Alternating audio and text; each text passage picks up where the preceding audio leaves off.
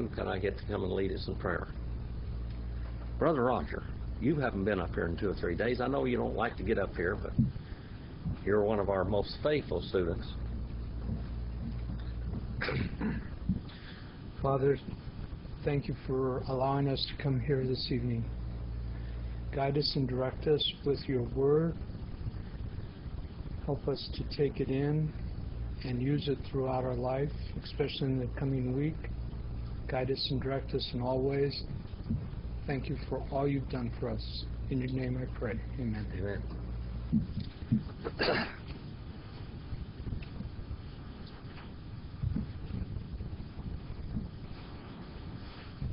What are the 2 verb tenses in Hebrew? This is the test. Perfect and imperfect. Perfect and imperfect. What is the perfect, Brother Abe? Perfect tense. What? No, not perfect tense. Perfect. Perfect is completed action. Completed action. How about imperfect? Imperfect. That's continuous action. That's imperfect. Imperfect means imperfect. Perfect means completed. Imperfect means it's not completed. Okay? All right. What are the stems? What stems? How many stems are there in the Hebrew verb? How many stems? How many stem forms? I say 7. Huh? The number of perfection is 7. So it has 7. We have the call stem. Call. All right? That would mean like Katal, he killed. The Nifal, he was killed. All right, that's simple passive. The call is simple active. The PL stem is intensive active. That is, he killed violently and brutally. The Puel is intensive passive. He was brutally and violently killed.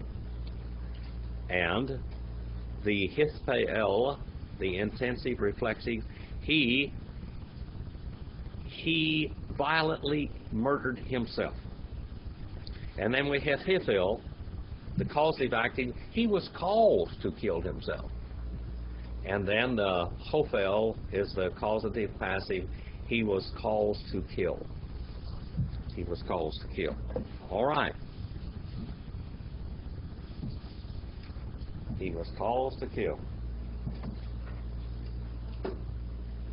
Does that help you when I review this? Mm-hmm. All right, because this is how you do. You've got to understand the Hebrew language is verbs. Verbs are extremely important. The nouns are important, but not near so important as the verb forms. The verb forms in Hebrew really tell you the story. That's how you get your theology straight, is through the verb stems. The nouns, Hebrew is a very limited, in many ways, Hebrew is a limited language on vocabulary. In some ways, it is more advanced than Greek, believe it or not, like the word to sin. The word to sin, there are many words to sin in Hebrew, and means all different avenues of sinning.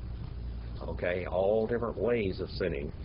One of these days I will teach that class to you on just to sin. Would you like that?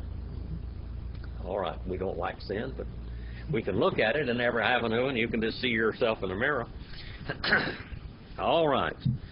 16 and verse number 13. 16 and verse number 12. 13, that is. 16 verse number 13. Let's look at this. Waihi, Ba'erev, Wa Ta'al, Ha Si Lo, Wa Tikas, Et, Ha Ma Chane, Yu Boker,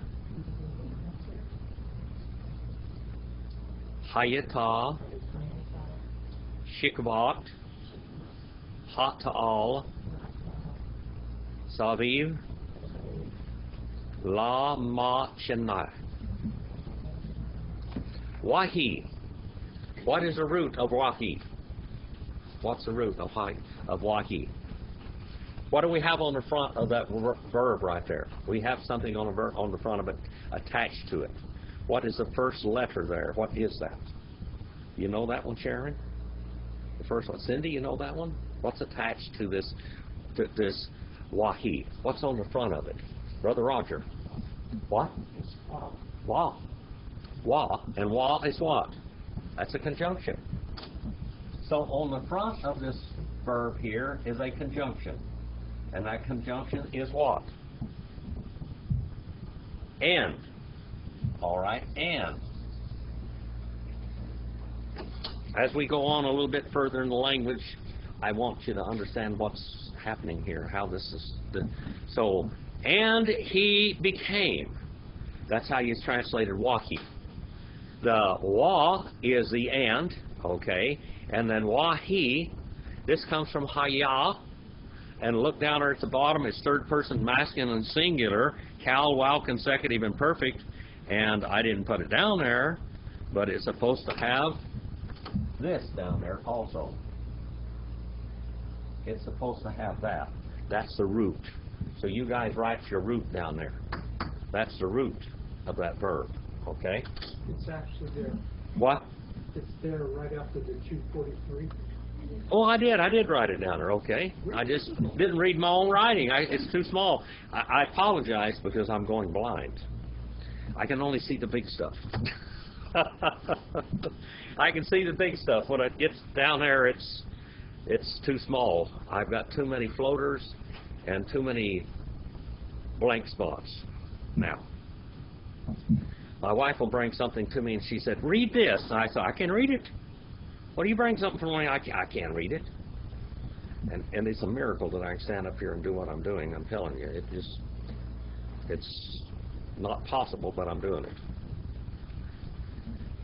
Ba'erev. Ba'erev. All right, ba'erev. Now, break that word down for me now. What do we have here? What's on the front of this word? What's on the front of this word? There is a preposition on the front of it, page 88. Okay? What is that preposition? It's the bet, Beth. Yeah, Beth. which means Okay. and then out of this evening hours. Yes. All right, sunset. When the sun's going down. In evening. In evening. That Beth tell you it's in. See down there, it says preposition, page 88. See that? Right on the front of that. So we're breaking down these words, okay? Because Hebrew is shorthand. Hebrew is like shorthand.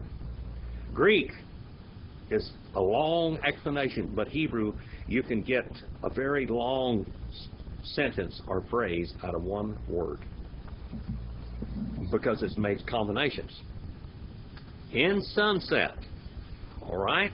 And then wa ta'al, wa ta'al. So what do we have here? Wa ta'al. Translate that for me. What is it? How do we say? Look down there and read and tell me what that is. Third person, feminine, singular. So what is that? She. All right, she.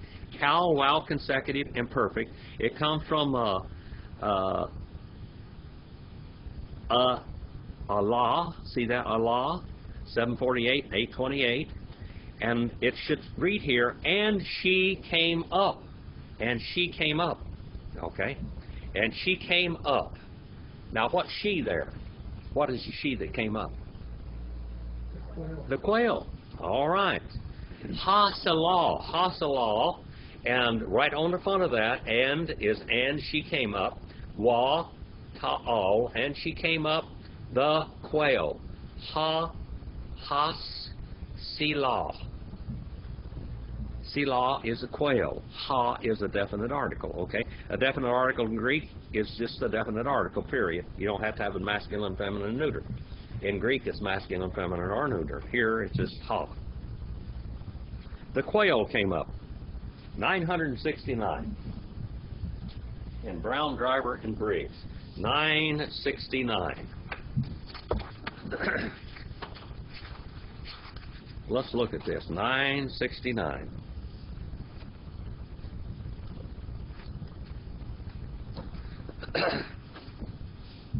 All right. Quail. Cotunni communis. All right. It is a chicken-like creature.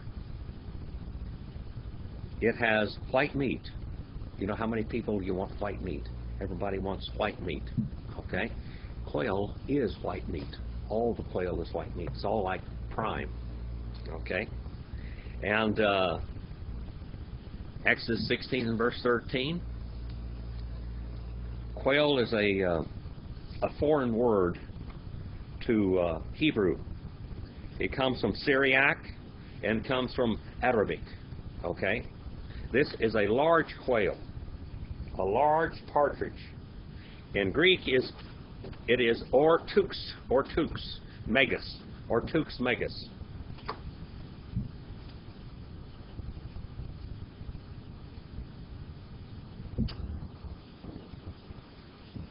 Ortux megas in Greek. Ortux megas. It's like a large. These weren't little bitty quail like you see the little bobwhite quail and things like this. This is a large partridge tart, more like a small, like a banty almost, like a banty chicken. Some of you know what a banty chicken is. It's a game chicken that they bred till it was small. Ortus megas. What does megas mean in Greek? Huh? Big. All right. You megasize things. You know, when the old McDonald's, you megasize it. Well, that comes from megas. So this is a large bird, a large edible delicacy. Okay, a large edible delicacy. It's on page 717 in Davidson. Okay. He per megathes in the Septuagint. He per megathes. Big quail. God, when He gave them something, He was going to give them the best. God always wants the best for you, doesn't He? He always wants the best for you. He tries to give you the best. We don't deserve it, but He tries to give us the best. And He gave them the best delicacy they could think of. Quail, this type of quail is almost like a pheasant. You know, in very high society, pheasant under glass was something that they, you used to hear about. Pheasant under glass, everybody. When I went to my friend Photios Kiriakou's house, his wife served pheasant under glass. I was a guest of honor. I don't know why. I was a guest of honor. The president or the prime minister of Greece was there, and the admiral of the Greek Navy was there. And I was a guest of honor. They set me right at the head of the table, and all the rest of them are down. And the table is as long as this room is here. And they had pheasant under glass. You had to watch out for the buckshot. But it was pheasant under glass because Fody had gone out and killed all these pheasants. So this is a very beautiful delicacy. And she went up, the quail, and she covered. Let's look at this now. And she covered. Let's look at this word. Watakos. Say watakos. Okay. And she covered. Third person feminine singular. What stem is that? What stem is that? What's it say there? PL stem. So what does that mean? Intensely. I mean, she covered. All right. These quails, the she covered. Third person singular and feminine, PL, while consecutive imperfect. And it's also got a conjunction on the front of it. So that's and she covered powerfully, intensely.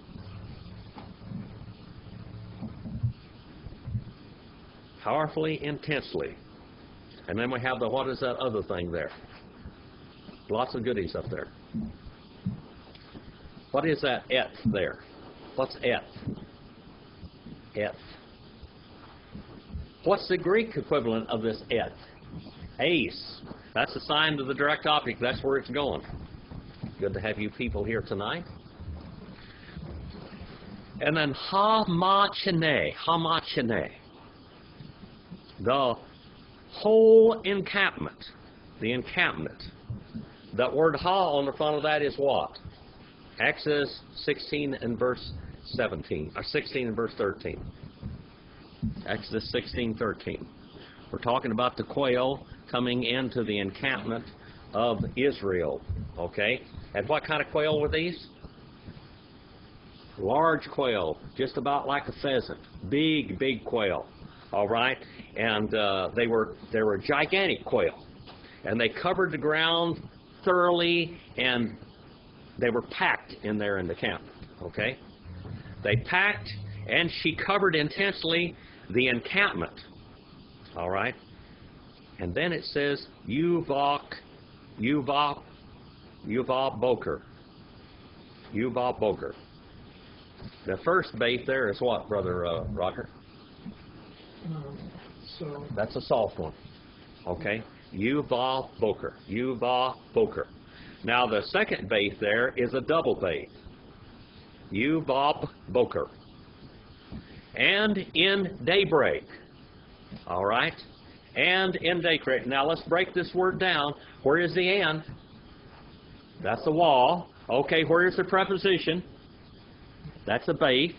And then we have the word boker, which is the root of it, which means in the break of day, when the sun is just coming over the horizon.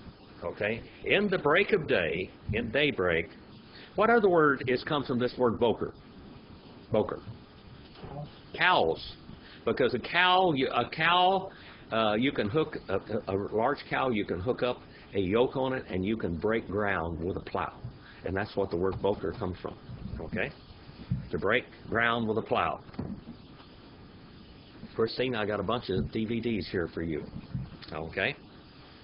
In the break of day, and, all right, then we have the word hayata.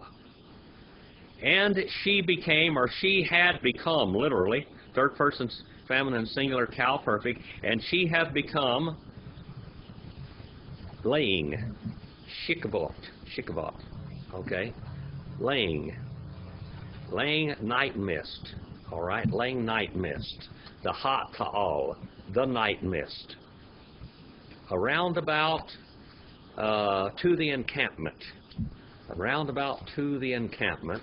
Now let's look at verse number 14, 16:14. 16:14. All right. Wata'al. Shikvat. Hata'al. Wihene. Al. Panei. Ha midbar. Dog. Michush pas. Dog. Ka ki for. All ha'aretz.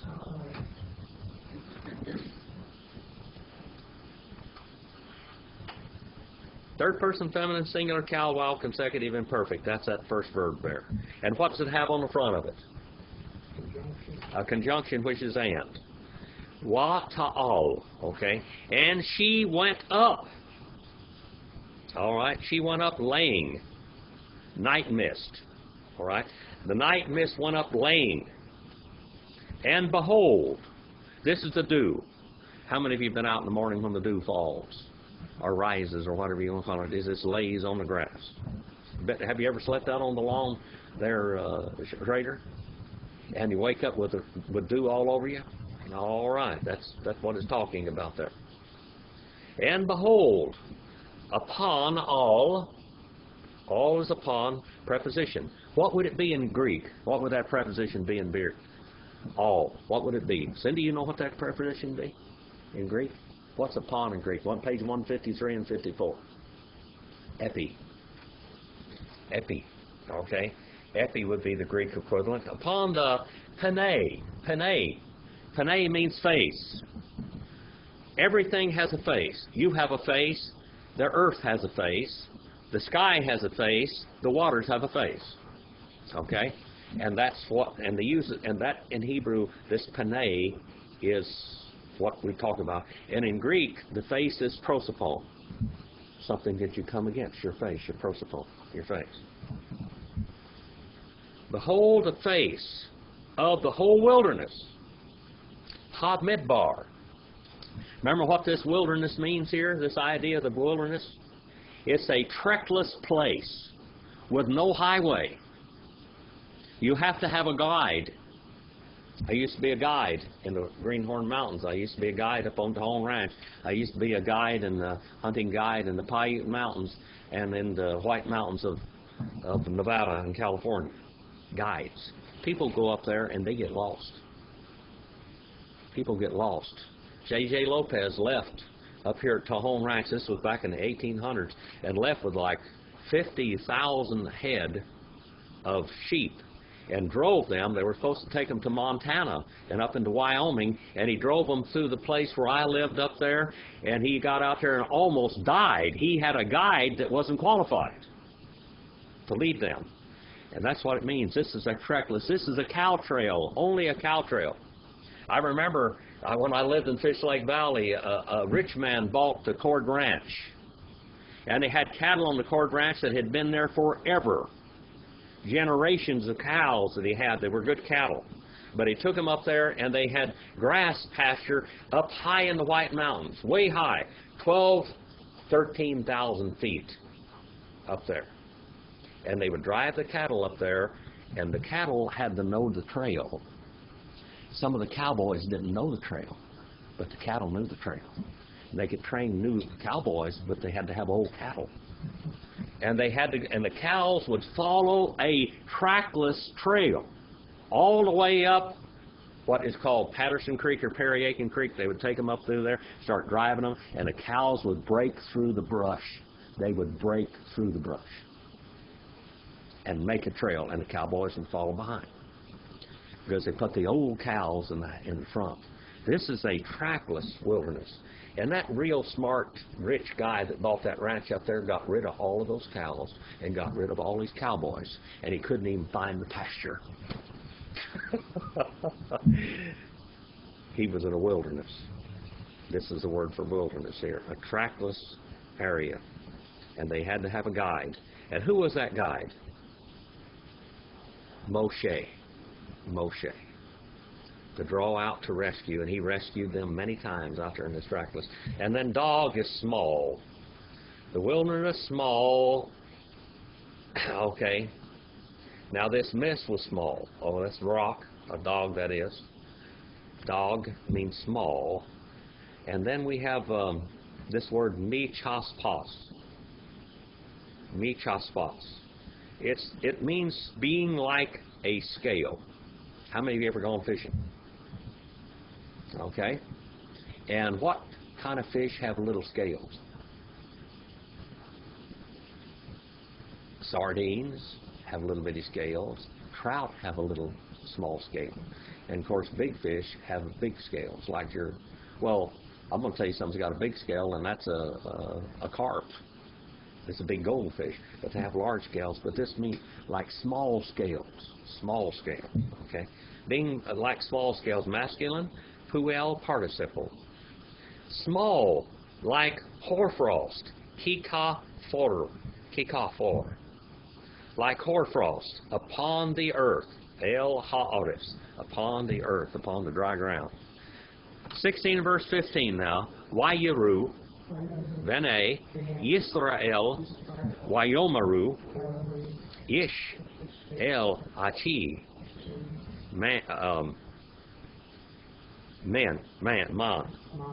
Hu, Ki, Lo, Yadu, Ma, Hu, Wyomer, Moshe, Alehem, Hu, Halehem, Asher, Natan, Halabar, Lechem, Liakla. And they looked, and kept on looking. Look at that word. Where did the word look come from there? This is Jehovah Roe, comes from this word. Jehovah that was seen. That was seen. Okay? We saw Jehovah. Okay? With on the front of it is a conjunction. All right? Third person masculine plural. And they looked, and it's cal, while, consecutive, and perfect. What kind of a calcium is what? That means active. Okay? While, consecutive, and perfect. What does that mean? They saw it, but they kept on doing it. Now, it's not in the imperfect tense thoroughly, but this is while, consecutive, and perfect. It means they looked for a while. They looked for a while. Okay? And they looked, Vinay, the sons, all right? Sons means what? According to a pattern. That young lady back there, she's according to a pattern. I knew her mother when she was much younger, and she looked just like you. And you look just like your mother. All right. Of Israel, sons of Israel. What's Israel mean? Men who wrestled with God. Ish, what we got on the front of it is Sari, which means to wrestle. Sarah comes from that name. She means one who wrestles or one who contends. And we get the word Sari also means a prince or a warrior. And then El means what on the end of it? El. God. God. One who wrestles is God. Wayomeru. Wayomeru. And they said and kept on saying, third person masculine plural, while, cal, stem, while, consecutive, and perfect. What's the root of that? What's the root of this word? Wayomeru. Let's tear it down. What? Amer. Okay, here is Amer. That's the root of it. That's where it's made up right there. And on the front of it, we have a while, which is what?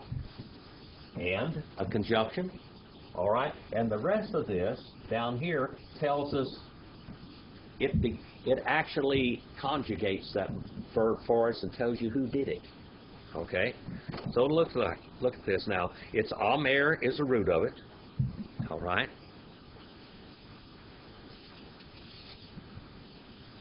Amer is the root, and it's Wayomeru. And they said, third person masculine, plural, cal, while, consecutive, and perfect. That word, that resh, and that while on the end of it there with a dit in the middle of it, that tells you they said it. All right? Wa on the front of it, it says, and they said. And they said, ish. What does ish mean? What's ish mean? Man. Ish. What's isha mean?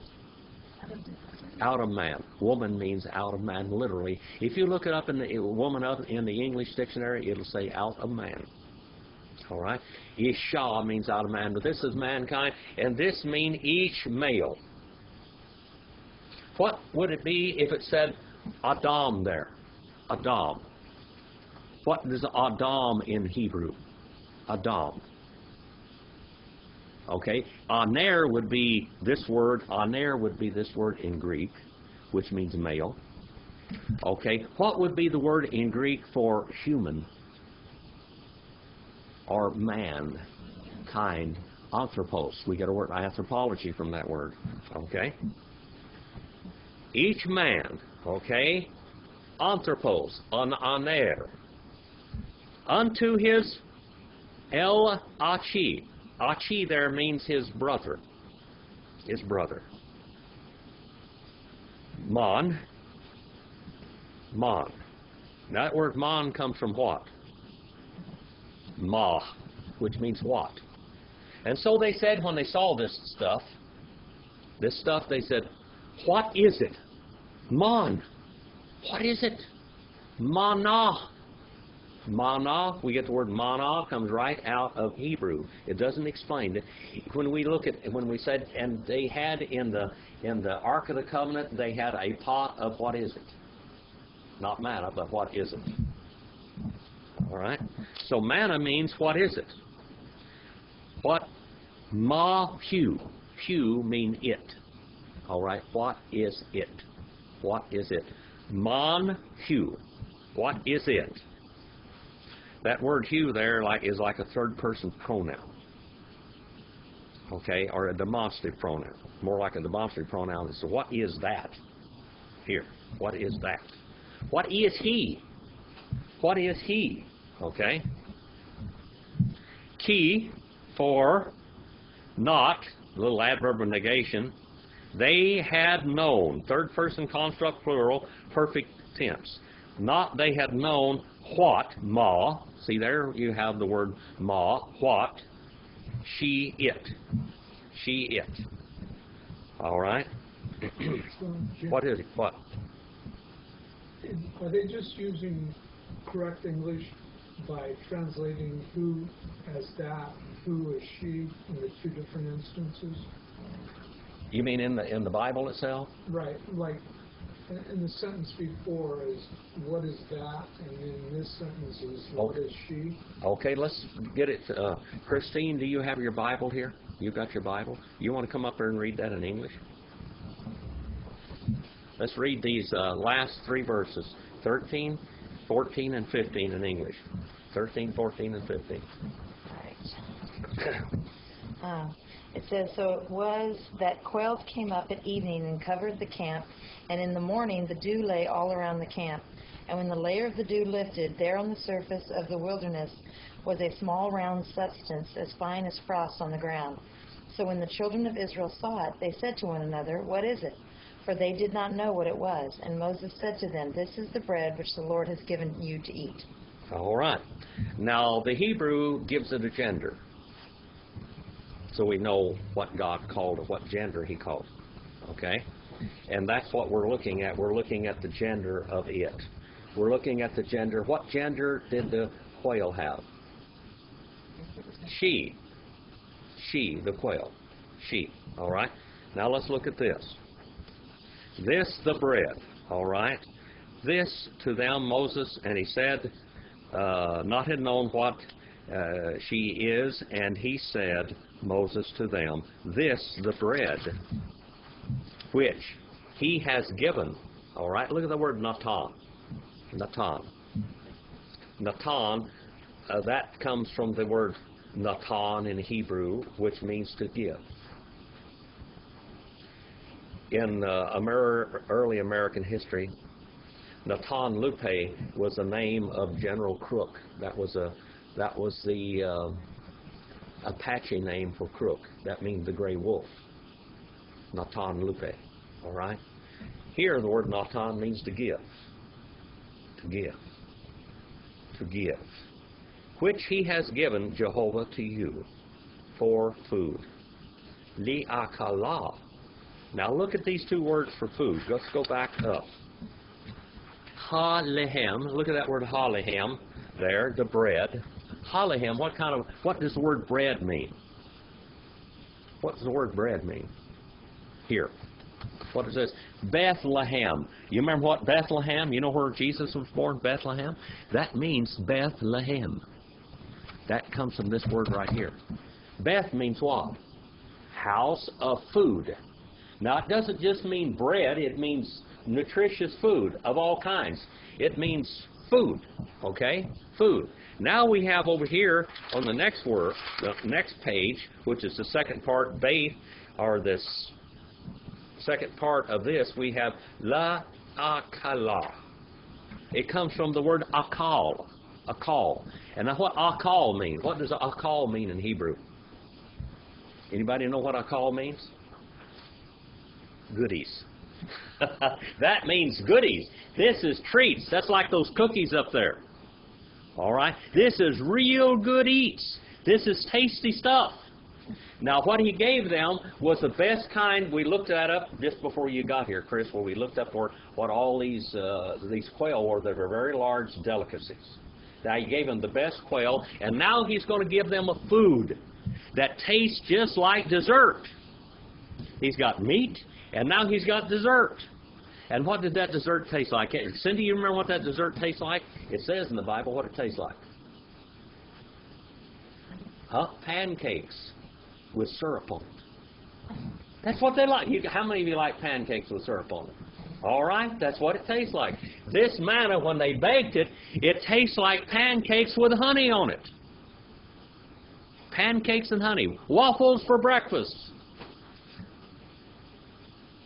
Waffles for breakfast. Okay? Waffles for lunch. Waffles for dinner. And all of that delicate, tasty quail. Yes, chicken. The chicken and waffle shop. That's right. I have a question. Yes. Why is the bread on the other side, or whatever it was, Lahem? in the female form? Is it because it's life-giving? Yes. A lot of it. The word, well, the quail is feminine. I think manna may be masculine. I'm not sure, but we'll go on and we'll find out exactly what it is. But there's different genders to everything. Okay, different genders. Now let's go on to verse 16 now. 16 and verse 16. Zeh, Hadavar, Asher, Si Awa, Hadavar, Likter, Liktu, that is, Liktu. Had my finger over the word. I thought it was a resh. Mimenu, Ish, Lefi, Akilo, Almer, Lagul Golet, Mishpar, Ha Fa Sho Tikem, Ish La Asher, Bi A Holo, Tik Ka Chu. This, that, all right? This is like a demonstrative pronoun. This here, that over there, this here, ekainos, tuto in Greek, all right? This here, the word, all right? This is the word, the statement, the edict, which Jehovah has made, the edict. Now, he called them out of Egypt. God called Israel out of Egypt, and he called them into a wilderness land. Now, they looked at that wilderness land. Chris, would you mind going up there and turning that thing because it went off, the timer went off? You have to lift that little paper up to do it. I forgot to do it. Now, God called Israel out of Egypt by the way of Moses, by using Moses. Moses lived 40 years as a prince of Egypt, didn't he? And then 40 years, what was his next 40 years doing? Being a shepherd in a trackless wilderness. Training. 40 years so he'd know the Egyptian mind, because these Jews might have been in Egypt, but Egypt was in these Jews. Okay? They didn't even know the name of their God or anything about God at all. All they do is held on to a promise. We got a goodie here that says, Joseph says, don't leave my bones here. Take my bones out because we're going to go to the promised land, and it's a land flowing with milk and honey. So they said, goodies. God's going to take us out of there. But they got accustomed to all of the great delicacies of Egypt while they were there. Okay? And they don't have much foresight. All they go out there, they look out there and they see the Reed Sea, and they got to cross this mud hole to get over there, and Pharaoh's army is behind them, and so God blows a hole through that Reed Sea and opens it up and dries the quicksand out, and they walk on dry land, and then when Pharaoh starts coming in there with his armies, they all sink in mud, and they're drowned. They're all drowned. Then they're on the other side, and they get out there, and then the first thing they do is sing a song. Yay for Jehovah! Look what he did to us. We did all this and everything else. And a few days later, they get out there, and what are they saying? We're out here. God called us out of here. Wasn't there enough graveyards in Egypt to have us come out here and be buried out here in this trackless sand? Okay? And then that's where we are right now. Then God begins to feed them miraculously. They're out here. How many people left Egypt? Probably. We don't have an exact number, but there were lots of them. There was probably 1.5 million, maybe 2 million, 2.5 million. It doesn't tell you exactly how many they were, but not only the Jews left Egypt, but who else left with them? Believing Egyptians. There were a lot of the believing Egyptians that left because they believed they were miraculous. They saw the miracles of God, and they saw that the gods of Egypt were done away with. God overcame, Jehovah overcame all the gods of Egypt. And so they left, and they went out with Egypt, with Israel from Egypt, yes. If they had been so indoctrinated in Egypt and they had kind of turned away from God, then who or what was that remnant that showed them God and kept that fire burning? You know what I'm saying? Like because I know that they were worshiping the Egyptian gods and they were doing their customs, and so what kept that going that they would listen to this man? How many of you know Jewish people? They're very proud of their heritage. And their heritage is a mythological, Brother Roger, it is a mythological history. It is not really all truth. But they believe that, okay? They believe this mythological history of theirs, that they had all this, they carried down here, and they were always obedient to God's Word. Well, we know that just isn't true.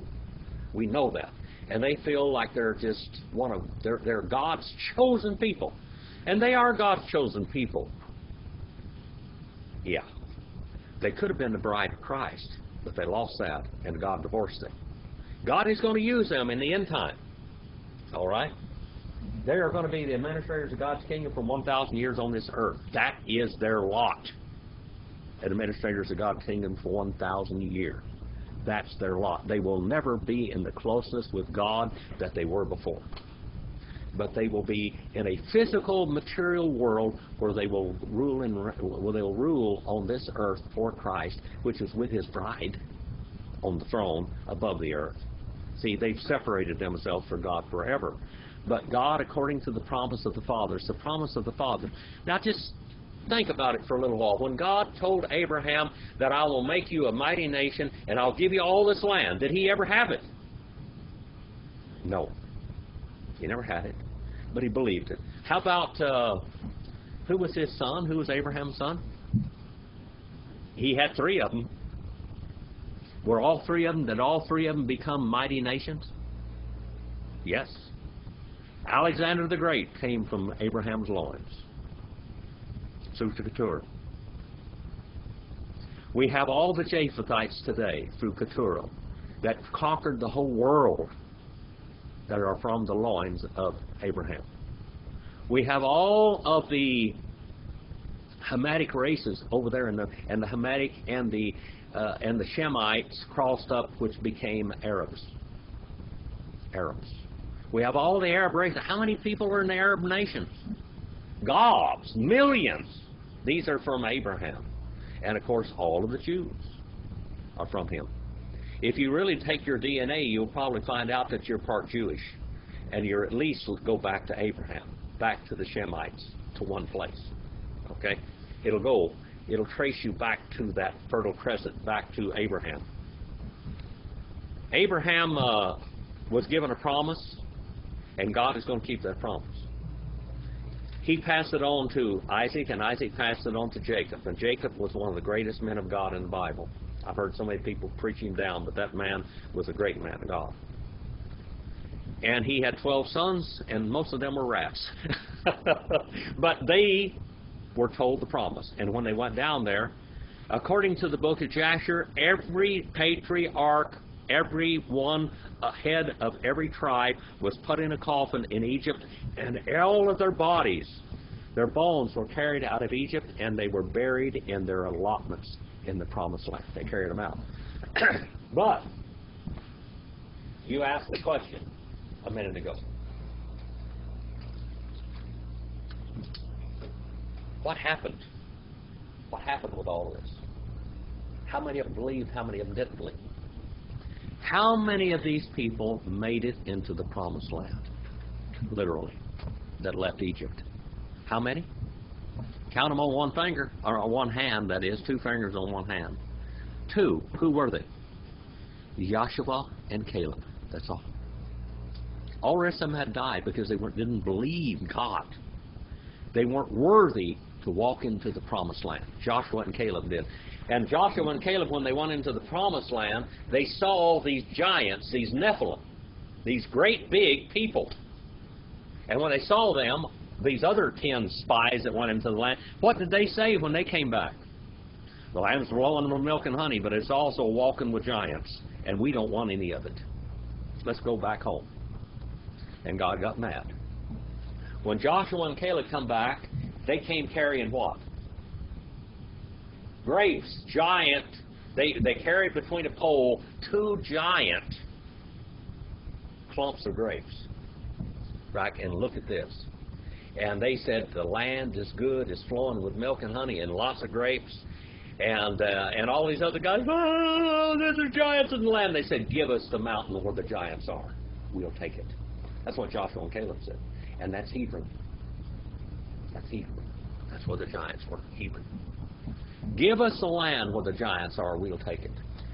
And then God said, you were not worthy to go in the land, so he said, you cannot go in the land. All of you are going to die in the wilderness without ever possessing the land. But he took care of them out there. And then what did the rats do? They were always rebellious. Even these rats that were afraid to go in the land, what did they try to do? Who remembers?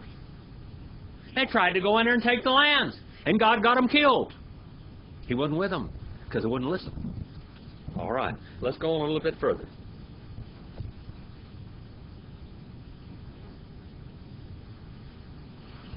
This, the word which he had commanded.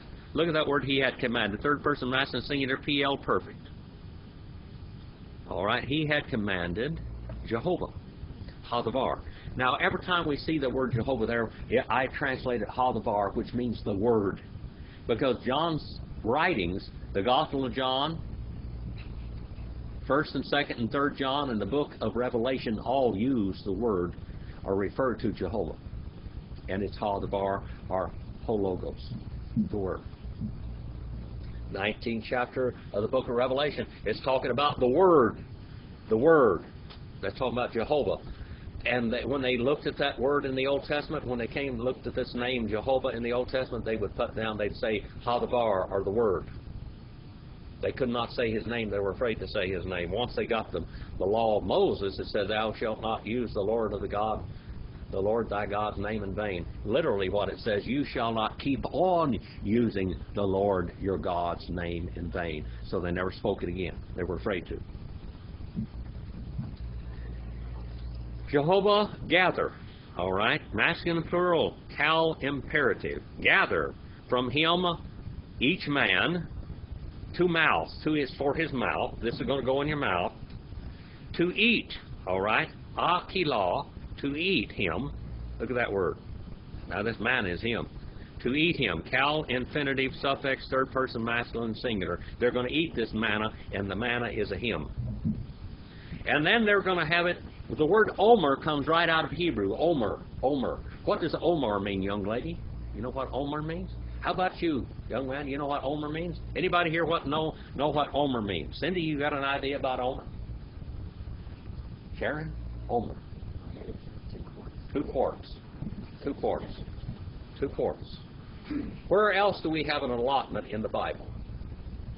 Where else do we have a ration or allotment? In the 6th chapter of the book of Revelation, it tells how much a man will work his whole day's wages for when the economy changes in the end times. How much he will get. How much food. Do you eat 2 quarts of food a day, Schrader? Probably more than 2 quarts, okay? How about you, young lady? You got up to 2 quarts yet? Probably 2 quarts. All right, 2 quarts of food. That's quite a little bit of food. Now, 2 quarts of barley and 2 quarts of wheat a day, that's a lot, isn't it? You could subsist really, really easy on that. Now, this is 2 quarts of dessert a day. 2 quarts of pancakes. 2 quarts of waffles with honey on them. Real good stuff. They had IHOP every day. Of course, we don't have IHOP around, International House of Pancakes. You know, we don't have that anymore. I remember when I was young and going to high school, I got some money one time, and I was at BHS High School, and I walked down to IHOP. And I went in there and ordered some pancakes, and I put strawberry and blueberry and maple syrup and all kinds of stuff on them. Blackberry, everything. I had a ball. This pancake got one thing, this pancake, I cut the pancakes in half, and I put syrup on each one of them. They had that every day. They had it every day. One time my grandpa gave me some money, a dime, for chopping wood for him. I loved to chop wood when I was a little kid. I just loved to chop wood. And I chopped all his wood up, and he gave me a dime, and I went down to the early garden market over there in East Bakersfield, and I had tasted this butterscotch stuff. How many of you ever had butterscotch? And I went down there, and I bought this jar of butterscotch, and I got a spoon, and I ate the whole thing. I never ate butterscotch again. And I think that's what Israel did here. They ate so much of it, they gorged themselves on it, that they wanted something different. They wanted to go back and eat angerns. You know, you know what angerns are? That's Oklahoma for onions. Okay, they wanted onions. 2 quarts. 4 laki laggul lagulet. For each head count. This is what we call for the head, the pole. The head number is what it literally means. From the arithmetic of, all right, that word means something written. It means to scribe something. It's from Chaldee, which means book. All right? This word comes from Chaldee, which means book. Ha-Sefer Yashur. What did I just say? Ha-Sefer Yashur. Brother Roger, what did I just say? Anybody know what I just said? Ha-Sefer Yashur. The book. That's right, the book of Jasher. Oh, yes. The word Sefer is from Chaldee, okay? Chaldee. Chaldee. It's an old number. Chaldee number. The word sapphire comes from that. Sapphire. Something written, something scribed. From the number of your souls. Look at that word. Nafashotikem. The word nephesh comes from that word. Nephesh. It's second person masculine plural. From the souls of each man, to whom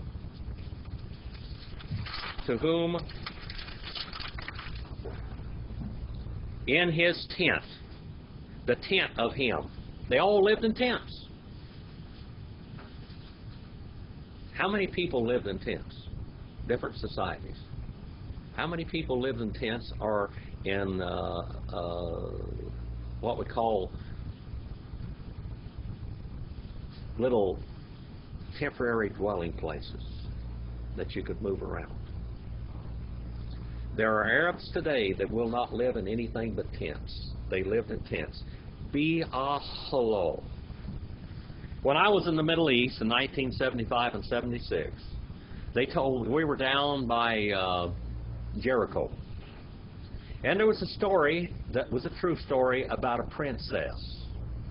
That her father had raised her out in the wilderness in these great big sprawling Bedouin tents.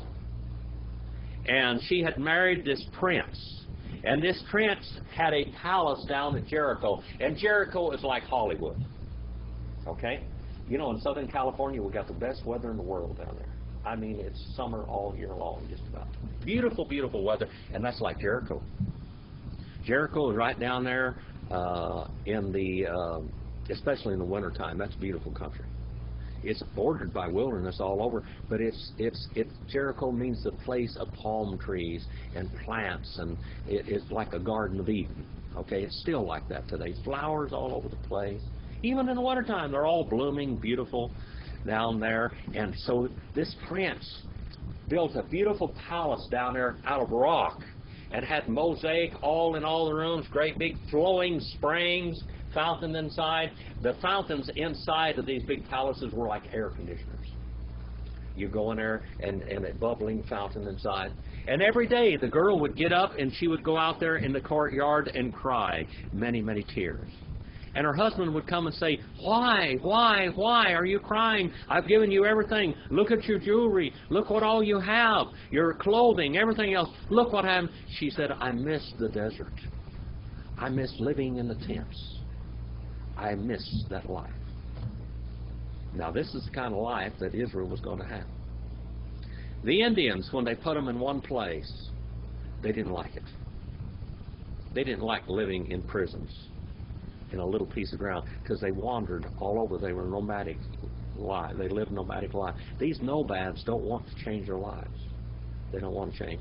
Now they were going to become nomads. And they had lived a sedentary lifestyle in Egypt. Now they're going to become the nomads that they were before, that Jacob was, that Abraham was. Nomads. Now Abraham wasn't a nomad to begin with, was he? Where did Jacob live? I mean, not Jacob, but Abraham. The Ur of the Chaldees. What was the Ur of the Chaldees like? Go back. Huh?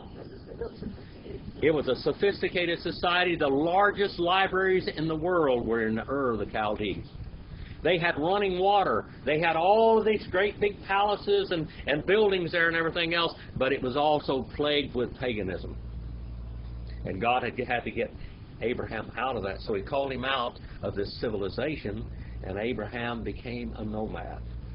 And he lived the rest of his life as a nomad, pulling up tent stakes and moving from place to place, pulling up tent stakes. And not only would they be pulling up tent stakes, but they would be pulling up tent stakes and moving their tents and following the grass until Jacob went to Egypt. And they were down in Egypt how long?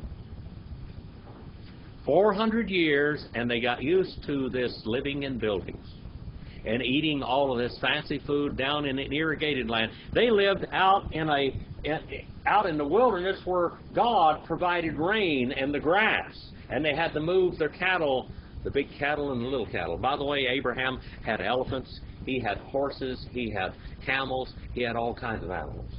So did Esau. They had large animals of all sorts, and they had to follow the grass because these animals eat a lot of grass.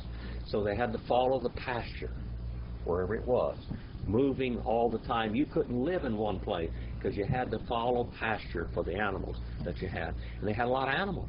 Remember when Abraham and Lot had to separate? Because the land could not sustain the animals. So they had to spread out and go different directions. And so now, for several hundred years, Abraham and his children had become nomads. Then they went down into Egypt and they become sedentary people again, living in big cities and the bright lights. And now as God is going to move them out of the bright lights and big city into the wilderness to become nomads again, because he's training them, right? In his tent. And you shall keep on taking, all right? You shall keep on taking. They shall keep on taking manna. Manna, what is it? 16 and verse 17 now, 16, 17. Wayasu ken b'nai Yisrael. Wayel gettu. Ha marbe. We hamanit.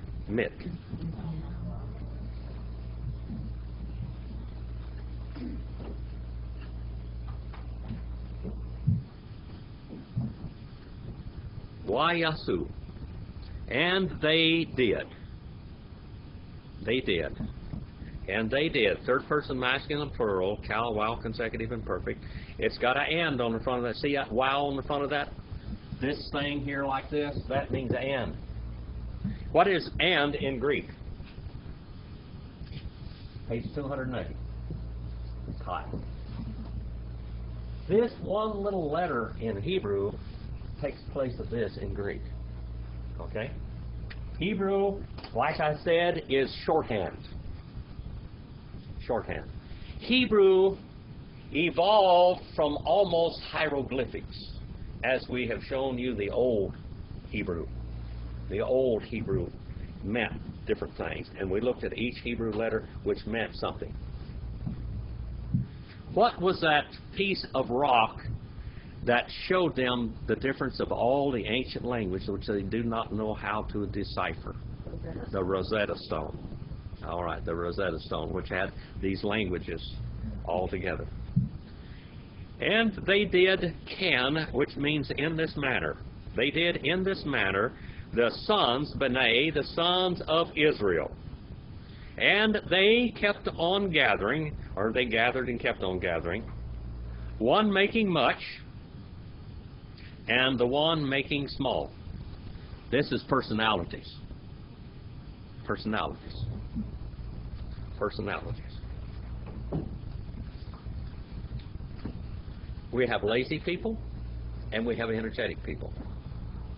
That little girl back there, Christine, I'm going to tell you something. That girl's she's atomic powered.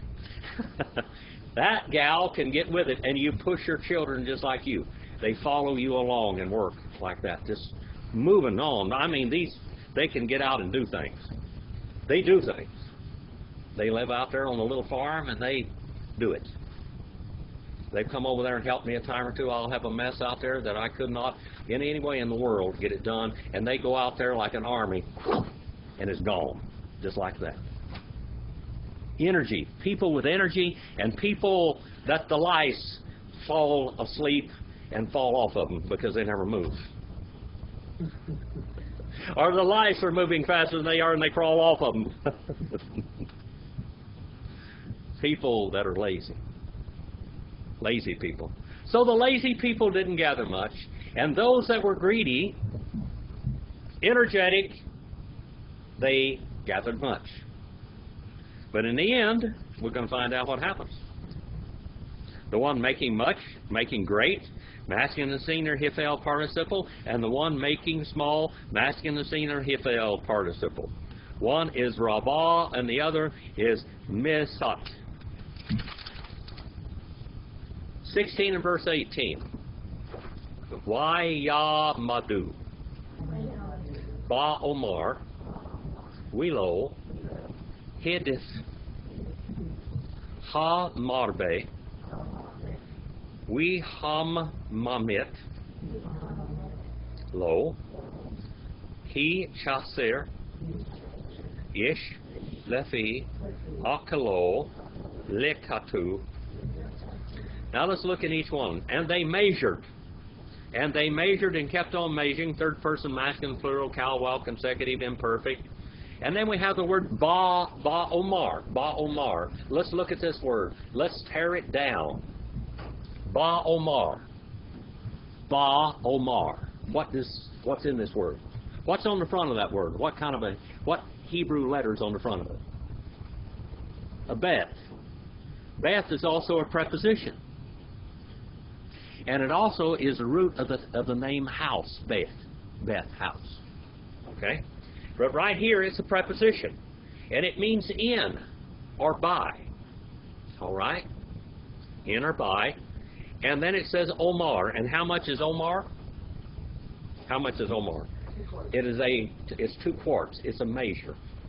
It comes right out. We didn't change it. It's Omar, 2 quarts. Welo. Welo. Let's look at that word. Brother Abe, what is welo? Tear that word down for me. What's on the front of that word? We, which is and then we have lo. We have okay, and we have lo. That word right there. What is this word here? And what? Adverb of negation. Notly. And notly. Literally, in English, it would be notly. Okay? And notly. All right? And notly. He had surplus. He had surplus. Third person masculine and singular. Hiphil participle. Or Hiphil perfect, that is. Not he had surplus. The one making much, look at that one, the one making much, ha marbe'eh, The one making much, masculine singular participle, hithel, still. And the one making little. The one making little. Not adverb of negation. He had been caused to lack. Nothing had caused him to lack.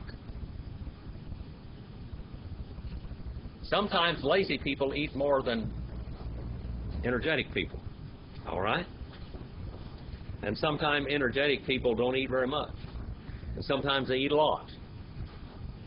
But no matter what each person did, they didn't lack. No matter what. The food was there. They had snacks. They had their dessert and they had their meat. They had their dessert and they had their meat. All right? Not he had caused each man to mouth to eat. He had eats, goodies. He had eats to eat him. All right? We're talking about the manna. Manna is masculine. He had plenty to eat. And they had gathered. Third person construct plural, cal perfect. And they had gathered. Let's do one more verse. I'm going to turn you loose on the world. 16 and verse 19, unless you have a question. Wayomer, Moshe, Alahem, Ish, Al, Yoter, Mimenu, Ad, Boker. All right? And he said, third person, masculine, singular, cal, wow, consecutive, and perfect. What is and on the front of that word? That wow. Wayomer. All right? It's from Amer. All right? Wayomer. Third person, masculine, singular, cal, wow, consecutive, and perfect. Moses, Moshe, to them, Alihem. Alihem is a preposition with a suffix on it.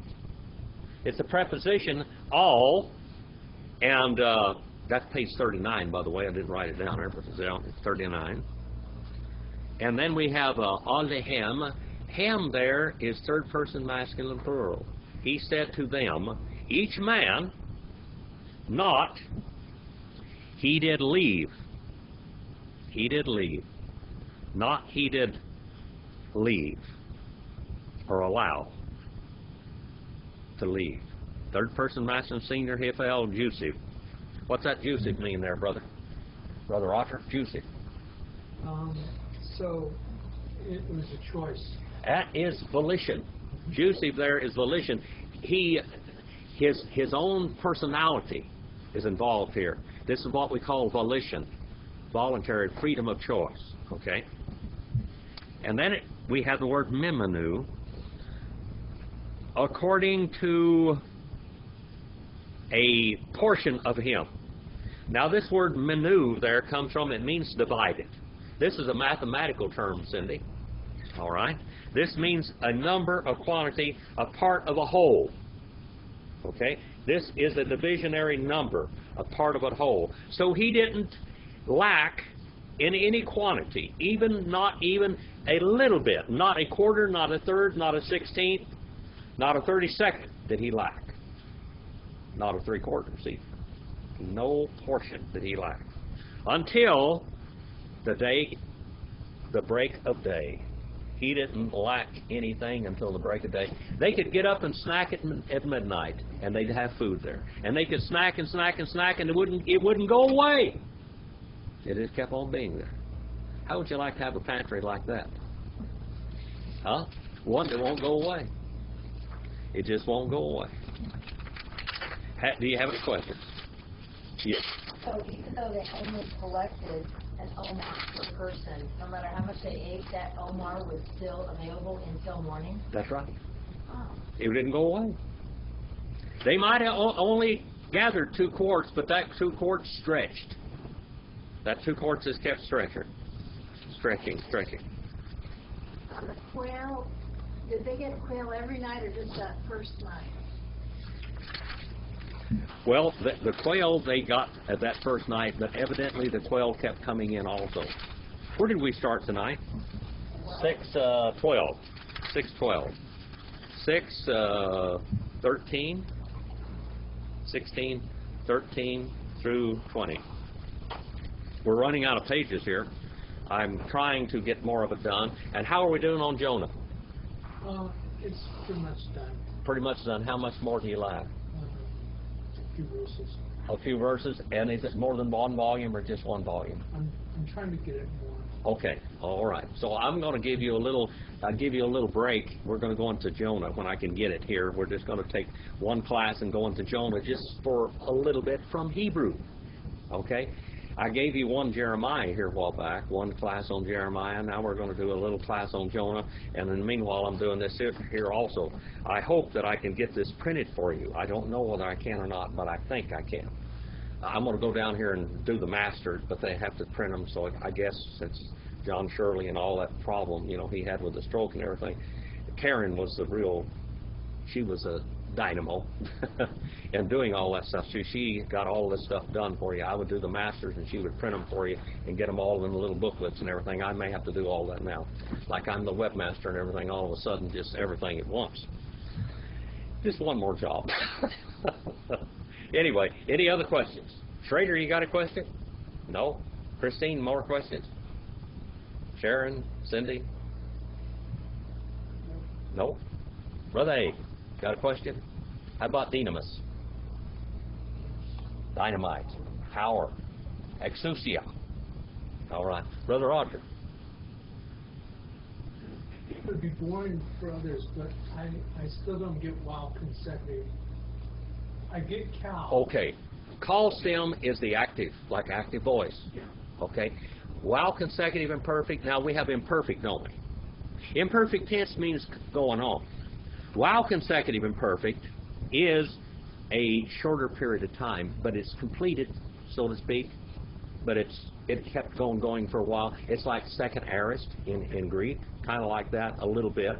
Not exactly. It's not punctiliar action, but it's a durative period of time when they kept on doing it. It's just like you heard a speech. The speech is over in it, but you heard it. You heard the whole speech, 1 hour of it or whatever it was. The president or so whoever was talking, or you went to a funeral, you heard the message. And it was for a period of time, and it was durative linear for that time, but it's finished. Okay? That's while consecutive and perfect.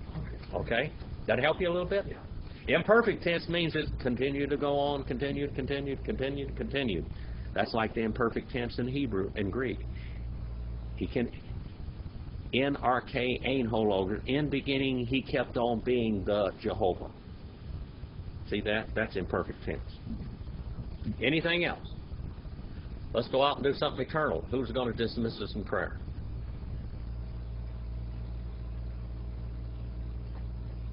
Christine, you want to? Well, you want Schrader to come up here? Schrader turned red. We won't do that to him. He might not ever help me again when I need him. All right. Heavenly Father, I just thank you for tonight, Lord, and I thank you for this study and for Dr. Jim, Lord, and for everybody that's present here, Father. I just pray that you'll bless us and help us to hide these words in our heart and dig out more and study more and learn more and then use that, Father, to glorify you and to lead people to you. We ask this in your Son, Jesus' name. Amen. Amen. Thank you.